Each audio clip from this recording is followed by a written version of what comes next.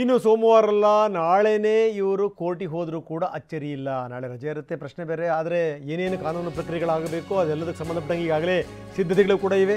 ರಾಜ್ಯಪಾಲರ ವಿಚಾರಣೆಯನ್ನೇ ಪ್ರಶ್ನೆ ಮಾಡಲಿಕ್ಕೆ ಕಾಂಗ್ರೆಸ್ ನಿರ್ಧಾರ ಮಾಡಿದೆ. ಅಗತ್ಯ ಬಿದ್ದರೆ ನಾಳೆನೇ ಕೋರ್ಟ್ ಮೊರೆ ಹೋಗೋ ಸಾಧ್ಯತೆ ಇದೆ ಅಂತ ಹೇಳಲಾಗ್ತಾ ಇದೆ. ನಾಳೆ ಸುಪ್ರೀಂ ಕೋರ್ಟ್ನ ಹಿರಿಯ ವಕೀಲರು ಎಂಟ್ರಿ ಕೊಡ್ತಾ ಇದ್ದಾರೆ. ಅಭಿಷೇಕ್ ಮನು ಸಿಂಘ್ವಿ, ಕಪಿಲ್ ಸಿಬಲ್ ನಾಳೆ ಬೆಂಗಳೂರಿಗೆ ಬರ್ತಾರೆ. ಅವರ ಜೊತೆ ಚರ್ಚೆ ಮಾಡಿ ಮುಂದಿನ ನಿರ್ಧಾರಕ್ಕೆ ಬರಲಾಗುತ್ತೆ. ಅಂದರೆ ರಾಜ್ಯಪಾಲರ ವಿಚಾರಣೆ, ಆ ಪ್ರಾಸಿಕ್ಯೂಷನ್ಗೆ ಅನುಮತಿ ಕೊಟ್ಟಿದ್ದಾರಲ್ಲ, ಅದನ್ನೇ ಪ್ರಶ್ನೆ ಮಾಡಲಿಕ್ಕೆ ಈಗ ಸಜ್ಜಾಗ್ತಾ ಇದ್ದಾರೆ. ಹೀಗಾಗಿನೇ ಸುಪ್ರೀಂ ಕೋರ್ಟ್ನ ವಕೀಲರು ಬರ್ತಾ ಇದ್ದಾರೆ. ಕಾಂಗ್ರೆಸ್ ನಾಯಕರು ಆಗಿರುವಂಥ ಸಿಂಘ್ವಿ ನಾಳೆ ಬರ್ತಾರೆ.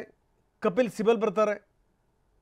ಇಬ್ಬರ ಜೊತೆಗೆ ಚರ್ಚೆ ಆಗುತ್ತೆ. ಚರ್ಚೆ ಆದ ನಂತರ ಮುಂದಿನ ಹೆಜ್ಜೆ ಏನು ಅನ್ನೋದನ್ನು ತೀರ್ಮಾನ ಮಾಡ್ತಾರೆ.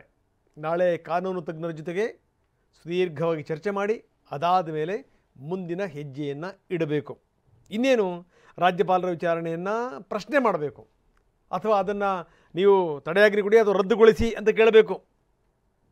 ಹೀಗಾಗಿ ನಾಳೆ ಬೆಂಗಳೂರಿಗೆ ಸುಪ್ರೀಂ ಕೋರ್ಟ್ನ ಹಿರಿಯ ವಕೀಲರು ಬರ್ತಾ ಇದ್ದಾರೆ. ಅವ್ರ ಜೊತೆಗೆ ಚರ್ಚೆ ಆಗುತ್ತೆ.